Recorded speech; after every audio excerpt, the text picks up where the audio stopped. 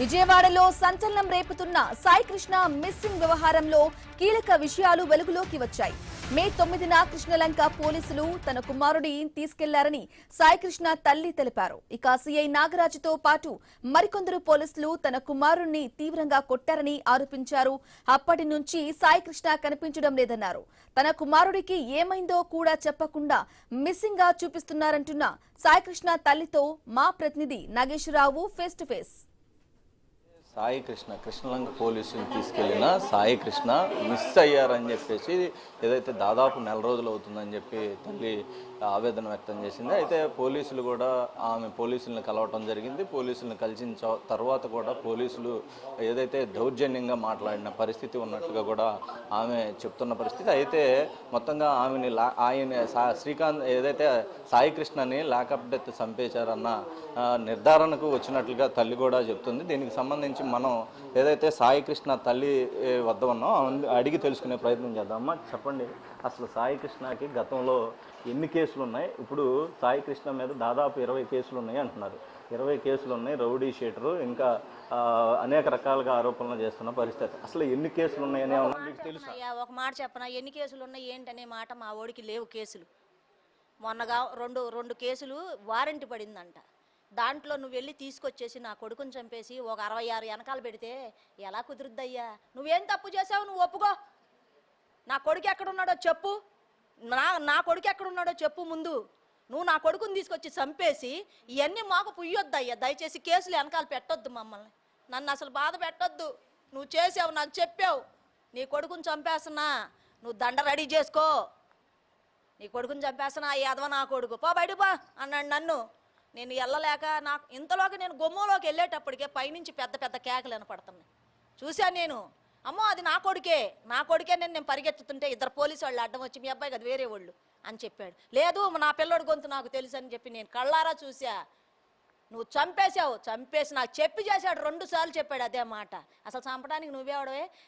చుట్ట జుట్టి బాతుల్లో పెడతానికి నా ఎలికా ఇదే పెడతానికి నువ్వు నా కొడుకుని తీసుకెళ్ళి నువ్వు తెల్లవారుజాము దానం చేసి ఏదేదో కథలు వినిపిస్తున్నావేంటి ప్రతి వాళ్ళకి?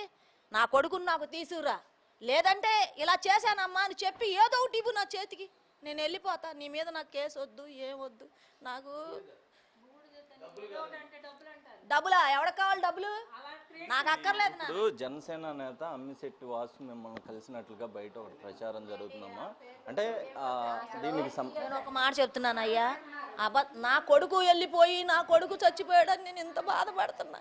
నాకు అలాంటి అబద్ధాలు చెప్పాల్సిన అవసరం లేదు. నా దగ్గరికి ఎవరూ రాలేదు. నేను ఎవరు మాటలో ఎన్నో మా అన్నయ్యలతో మాట్లాడుకున్నారేమో. అసలు నాకు సంబంధం ఆ అబ్బాయి ఎలా ఉంటాడో కూడా నాకు తెలియదయ్యా. నాకు ఎట్లాంటివి వద్దు. ఇప్పుడు నేను ఈ పాటికి ఇస్తే ఇట్లా వచ్చేవాళ్ళు కాదు. మీరు అమౌంట్ తీసుకుంటారని వేరేగా కాదమ్మా. అంటే అదే ఆ కోణంలోనే వాటికి మాకు ఎటువంటి సంబంధం లేదు. దయచేసి చెప్తున్నా, హైకోర్టులో కేసు ఉంది. నా పిల్లోడు అక్కడ తెమ్మని చెప్పి పెద్ద ఆయన చెప్పాడు, జడ్జి గారు చెప్పాడు, తీసుకొస్తారు. తీసుకురాని పక్షంలో ఏది తీసుకొచ్చినా నేను స్వీకరిస్తా. పెద్ద ఆయన ఏం చెప్తే అది. కానీ వాడికి మాత్రం వాడి గుడ్డలు ఏడ తెప్పించాలి, ఆడికి ఉరిశిక్ష చేయాలి, ఆడి వెనకాల ఉన్న వాళ్ళందరూ సావాలి జైల్లో పడి.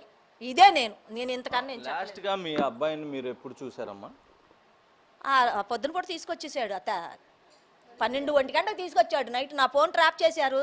వెళ్ళారు 4-5 పోలీసు వాళ్ళు వెళ్ళారు. చేతులు వెనక పెట్టారంట, ఇట్లా కట్టేసి తీసుకొచ్చారు. అదే విధిగా ఇక్కడ తీసుకొచ్చాడు. అమౌంట్లు కానీ నాకు చెప్పారు. పొద్దెక్కిన తర్వాత చెప్పారు నాకు. ఆ సచ్చిన వాళ్ళు వచ్చి నాకు చెప్తే నేను పోయేదాన్ని. నేను గబగబా తెలుసుకోగానే గబగబా వెళ్ళిపోయి స్టేషన్లో చూస్తే దాసేశారు. నీకు టాస్క్ ఫోర్స్ ఆఫీస్కి ఎందుకు తీసుకెళ్ళావు నా కొడుకుని? నువ్వు కొట్టడం చాలేదని తీసుకెళ్ళావా? అక్కడ సీఏ గారు కూడా కొట్టాడంట.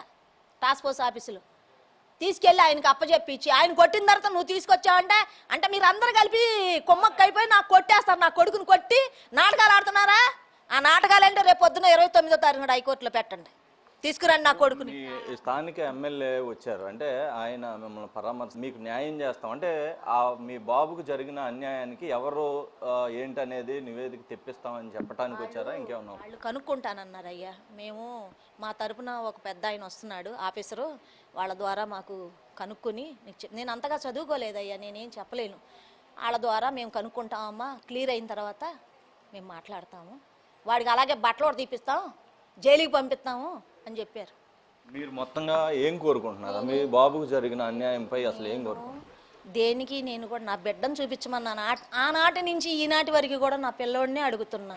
ఉంటే బాడీని ఇవ్వండి, లేని పక్షంలో ఇంత మట్టి అన్న ఇవ్వండి, తారీఖు చెప్పి నాకు ఇంత మట్టి ఇవ్వండి, నేను అంతే అడిగింది. నిన్న డీజీపీ ముఖ్యమంత్రి చంద్రబాబు నాయుడిని అలాగే పవన్ కళ్యాణ్ గారిని కలిసి దీనికి సంబంధించిన వివరణ చెప్పినట్లుగా తెలిసింది. అంటే ప్రభుత్వం నుంచి ఇది జరిగింది, పోలీసుల నుంచి కానీ ఇది జరిగింది, మీ బాబుకి ఇలా జరిగిందని ఏమన్నా చెప్పటం ఏమన్నా జరిగిందా అధికారికంగా? నేను వెళ్ళలేదు నాన్న, పిల్లలు వెళ్ళారు, నాకు చెప్పే ఓపిక కూడా లేదు. అయితే మేము చర్య తీసుకుంటాం, మేము గట్టిగానే చేస్తాం. అమ్మ నాకు బాధగానే ఉంది, మా వాడు చేసిన పని బాధగానే ఉందంటే మీరు ఒప్పుకుంటే జరిగినట్టేగా, వాస్తవం చెప్పండి అయ్యా. విఆర్కి పంపించారు అంటే విఆర్కి పంపించారంటే దాని వెనకాల ఏదో కోణం ఉందనే ఆలోచన ఉందంటారా? మీకు అర్థమవుతుందిగా నాన్న, అక్కడ పంపించారంటే దేనికి తీశారు కారణం లేకుండా? ఓ మనిషిని పంపించడం అంటే పక్కకి మీకు నమ్మకం కలిగితేనే కదా. నా కొడుకుని చంపింది నువ్వే కదా, ఎక్కడో ఉన్నాడు పారిపోయాడని అల్లిస్తున్నాడు కదా. ఇప్పుడు ఈయన మీదకి ఎంత వచ్చింది కదా, నా కొడుకుని క్షేమంగా పట్టుకొచ్చి నాకేమ్మను తీసుకురమ్మని. నా కొడుకే కావాలి, నా కొడుకే కావాలి. నేనేమన్నా తప్పుగా మాట్లాడితే మీరు ఏమనుకోవద్దు, నా బాధ కొద్దీ నేను మాట్లాడుతున్నా. నా చేతి కింద ఉన్న కొడుకు, నాకు ఒక్కగానొక్క కొడుకు, మమ్మల్ని నమ్మించి నన్ను తిట్టి నీ కొడుకుని నేను చంపేస్తున్నానని చెప్పి నాతో చేసినప్పుడు ఎవరి మీద ఉంటుంది? నా ఫోన్ ట్రాప్ చేసావు, నా బిడ్డను తీసుకొచ్చావు, కొట్టి చంపేశావు. నువ్వు పొద్దున్నే దానం చేయటానికి నువ్వు ఎవరికి సంబంధించినోడివి? పోనీ అమ్మ నిన్ను అడుగుతున్నాడు, ఒక్కసారన్నా మీ మనసు కరిగిందా? అంటే సిఐతో ఇంతకు ముందు ఏమన్నా వివాదం ఉందా? దాన్ని దృష్టిలో పెట్టుకునే ఉన్నా ఈ దారుణానికి ఆయన కంట పడ్డాడు. ఎందుకో తెలుసా, ఆయన ఎలాంటోడు ఏంటనేది బయట కుర్రోళ్ళు చెప్పేశారు అడిగి. నువ్వు ఎక్కడో ఉన్నారా బాబు, నువ్వు అదృష్టమంతుడు అయిపోయావు, నువ్వు అక్కడే ఉండరా అని చెప్పారు పాపం పిల్లలు. ఎట్టంటే ఏంట్రా వచ్చేస్తానరా, మా అమ్మని చూసుకునే వాళ్ళు ఎవరు లేరు, మా అమ్మకి కళ్ళు కనపడతలేదు, మా అమ్మని చూసుకోవాలి, ఈ వయసులో వదిలేసానరా, నేను తింటలేదు నిద్రపోవటం లేదని చెప్పి నా బిడ్డ ఆ పొద్దున పొడి కూడా బాధపడ్డాడంటే ఎవడికో చేసి. అది 4 రోజుల తర్వాత చెప్పాడు వాడు, అమ్మ అన్నయ్య ఇలా ఏడ్చాడని. ఏ రోజు నన్ను వదిలిపెట్టి ఉంటున్నాడు, శాశ్వతంగా పంపించాడు ఈడు పుణ్యమా అంట. ఎక్కడున్నా నాకు ఫోన్ చేసేవాడు, ఈడు ఇంత కారాడుతున్నాడని నాకు తెలవదయ్యా. ఇంట్లో ఉండేదని నాకేం తెలుసు, ఇంట్లోంచి బయటకు రాను, ఉంటే తింటా లేకపోతే ఉంటా. దాదాపు 4 రోజులు వస్తుంది కదమ్మా, మీరు అప్పటి నుంచి కూడా పోరాడుతూనే ఉన్నారు మీ కొడుకు జాడ కోసం. మీడియాకి తెలిసిన తర్వాత కూడా అసలు మీ కొడుకు ఏమయ్యాడు అనేది కూడా చెప్పలేకపోతున్నారు పోలీసులు. అసలు ఏమంటారు దీన్ని? పోలీసులు ఎందుకు చెప్పలేరు అయ్యా? వాళ్ళు తప్పు చేశారు కదా, వాళ్ళు ఎలా చెప్తారు? చెప్పలేరు. మా చెల్లి వెళ్ళి లాయర్ గారు వెళ్ళి ఇంకా లాయర్లను తీసుకొని వెళ్ళి అడిగితేనే వాళ్ళకి సరైన సమాధానం చెప్పాల. ఇది గారు దీనికి పరిష్కారం అని మానవ హక్కుల సంఘానికి వెళ్ళారు. అప్పుడు వాళ్ళు మాట్లాడితే వాళ్ళు స్పందించారు, వాళ్ళందరూ కలిసి నా ఎమ్మట వచ్చారు, నేను హైకోర్టుకి పిటిషన్ వేసుకున్నాను. ఇది జరిగిందయ్యా. మీరు 2 రోజులు 3 రోజుల నుంచి కూడా మొత్తం రాష్ట్ర వ్యాప్తంగా కూడా అందరికీ తెలిసే విధంగా మీరు మాట్లాడిన పరిస్థితి అయితే ఉంది. అయితే ఆ సిఐని ఓన్లీ విఆర్కే పంపించి వదిలేశారు. అసలు ఏమనుకుంటారంటే అతనికి డబ్బు బాగా ఉంది అని, పెద్దోళ్ళ సపోర్ట్ వెనకాల ఉంది, మేమేమీ చేయలేము అనుకొని వెళ్ళి ఒక్కొక్కడికి 50 లక్షలు 5 లక్షలు 10 లక్షలు ఇచ్చి మాఫీ చేసుకుంటున్నాడు. మాకు ఈయన రూపాయి వద్దు, ఈయన వ్యవహారం వద్దు మాకు. నా బిడ్డను చంపింది నువ్వే, నాకు చెప్పి చేశావు, మరొకళ్ళు రాలా, మీ పోలీసు వాళ్ళు మీరు కలిసి చేశారు కాబట్టి అతనికి ఎట్టి పరిస్థితుల్లో ఉరిశిక్ష పడాలి. ఆ మిగతా వాళ్ళకి కూడా పడాలి, ఇంకో 10 మందిని చేయకుండా. ఎంతమంది ఏడ్చారా, ఎంతమందో ఉన్నారు వీళ్ళ కింద ఇదైనోళ్ళు, వాళ్ళు కొట్టినోళ్ళు, కాళ్ళు పీకినోళ్ళు, ఎవరు వాళ్ళ దగ్గరికి వెళ్ళి చెప్పుకోలేరయ్యా. ఎంతమంది పోలీసులు దీంట్లో పాత్ర ఉంది అనుకుంటున్నారండి? ఉన్నారయ్యా, ఒక 7-8 మంది ఉన్నారు. నా దగ్గర పేర్లు కూడా ఉన్నాయి. నేను ఎక్కడ చెప్పాలో అక్కడ చెప్తా, అంతే. నేను చెప్పడానికి రెడీ ఉన్నా.